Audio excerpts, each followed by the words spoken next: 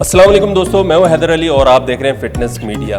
आज जो एपिसोड होने जा रहा है बहुत ही ज़बरदस्त होने जा रहा है। वो इसलिए कि जो बॉडी बिल्डर्स पूरी दुनिया में स्टेरॉयड का इस्तेमाल करते हैं, क्यों करते हैं, कितना करना चाहिए, नहीं करना चाहिए, उस हवाले से भी आपको बताएंगे।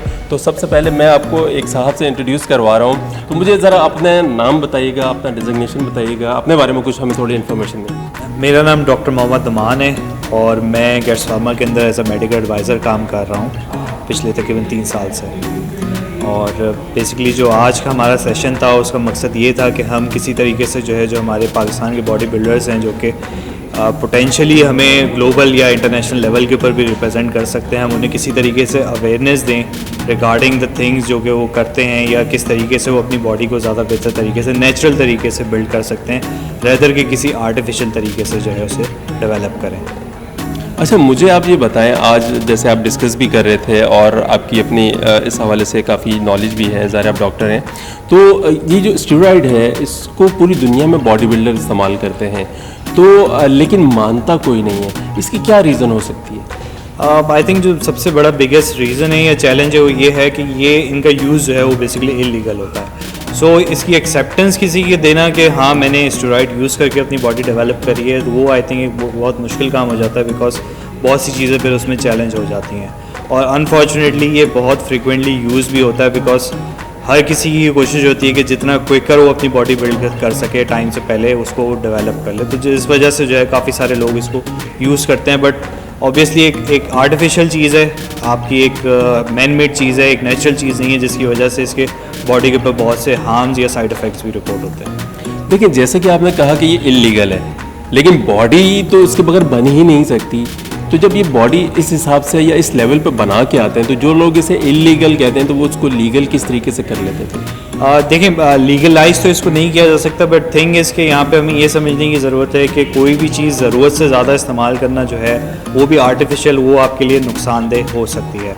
और ऐसा बिल्कुल भी नहीं है कि बाय नेचुरल मीन्स आप अपनी बॉडी डेवलप नहीं कर सकते हो, बॉडी आप डेवलप कर सकते हो, but it's a time taking process. Late से अगर स्टेरॉयड के साथ कोई 3 महीने 6 महीने में डेवलप कर लेता है, तो मे भी नेचुरल तरीके से उसे साल या 2 साल लग जाए, तो वो टाइम टेकिंग प्रोसेस होता है। यूजली पीपल शॉर्टकट के ज़रिए जो है वो अपनी बॉडी डेवलप करना चाहते हैं फॉर क्विकर, या कंपटीशन भी एक्चुअली इतना ज़्यादा हो चुका है कि एवरीवन वांट्स के वो जो है बिल्कुल एक अलग तरीके से जो है प्रेजेंट हो रहा हो, तो इसकी वजह से इसको हो रहा होता है। सो आई थिंक लीगलाइज तो इसकी कोई पॉसिबिलिटी नहीं है कि लीगलाइज हो सके, but even if someone is using तो उसके भी तरीके हैं। You can have under medical observation भी आप उसको यूज़ कर सकते हो, या आप उसकी एक सर्टन अमाउंट्स हैं, उसकी भी डिफाइन लाइंस हैं, कुछ गाइडलाइंस हमारे पास मौजूद हैं जिसके थ्रू आप उसको यूज़ कर सकते हो। तो आई थिंक उनको फॉलो करना चाहिए, बिकॉज आई थिंक ज़िंदगी ज़्यादा इंपॉर्टेंट है एज़ कम्पेयर के बॉडी आपकी बने। ज़िंदगी होगी तो बॉडी किसी फ़ायदे की है, किसी मतलब की कोई चीज़ है।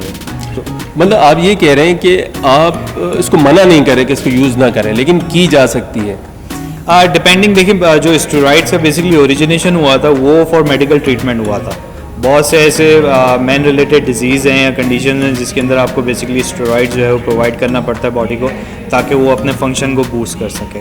सो डिपेंडिंग, हर किसी की अपनी चॉइसेस हैं, तो इट्स देयर डिसीजन कि अगर उसको यूज़ करना चाहते हैं तो वो कर सकते हैं, बट आई थिंक ना करें तो ज़्यादा बेहतर है। नेचुरल मीन के थ्रू अपनी बॉडी डेवलप करने की कोशिश करें, थोड़ा सा टाइम लगेगा, बट आई थिंक आफ्टर जो उसके आउटकम्स हैं, उसके रिजल्ट्स हैं, वो भी काफ़ी डिफरेंट और काफ़ी अच्छे निकलते हैं। अच्छा, बेसिकली ये जब स्टेरॉयड यूज़ करती है बॉडी बिल्डर्स या जो भी लोग इससे ताल्लुक़ रखते हैं, तो ये बेसिकली नुकसान क्या दे रहा होता है? इंटरनली कोई नुकसान हो रहा होता है, ये क्या हो रहा होता है इससे? देखें, जो इससे सबसे बड़ा जो एक लॉस होता है वो ये होता है कि जब आप अपनी बॉडी को कोई चीज़ एक्सटर्नल एनवायरनमेंट से देते हैं, तो वो बाय नेचुरल मीन जो चीज़ प्रोड्यूस कर रही होती है वो विद टाइम डिक्लाइन होती जाती है।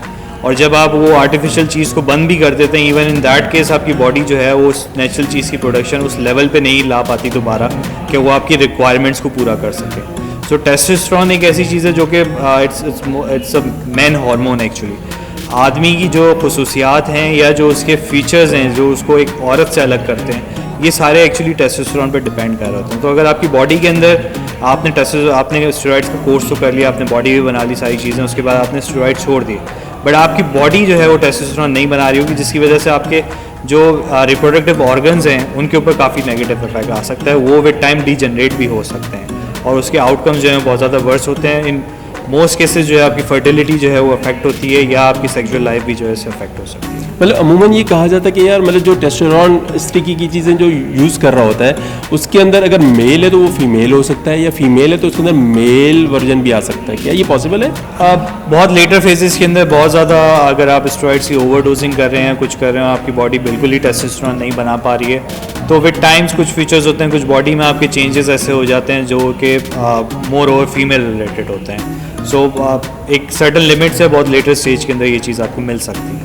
अच्छा, एज अ डॉक्टर आप मुझे ये बताएं कि जब ये लोग ये चीज़ इस्तेमाल कर रहे होते हैं तो अमूमन सुनने में आता है यार किडनी का साइज़ भी बड़ा हो सकता है, हार्ट का भी हो सकता है, तो इंटरनली जो ऑर्गन्स हैं वो काफ़ी इससे मुतासर हो सकता है, उनका साइज़ भी गेन हो सकता है, ऐसा पॉसिबल है? जी, ऑर्गन्स के साइज़ के ऊपर भी इफेक्ट आता है और विद टाइम जो है वो फेलियर की तरफ भी जा सकते हैं। लेट्स से हार्ट के भी आपके मसल्स जो हैं वो अफेक्ट इससे हो सकते हैं, और किडनी एक ऐसी चीज़ है जो कि आई वुड से कि बहुत अर्ली रिपोर्ट होती है इसके अंदर, बिकॉज सारी चीज़ें जो आप अपनी बॉडी में इंजेक्ट कर रहे हैं या इवन आप किसी और तरीके से कंज्यूम कर रहे हैं, समहाउ उसको आपकी किडनी ने एक्सक्रीट करना है। सो किडनी के ऊपर जो है एक एक्स्ट्रा लोड आता है, उसकी वजह से जो है उसके अंदर डैमेज के चांसेस ज़्यादा बढ़ जाते हैं। अच्छा, इस वक्त आपको पूरी दुनिया देख रही है, लोग देख रहे हैं, बॉडी बिल्डर्स देख रहे हैं, तो आप उनको कोई पैगाम देना चाहेंगे?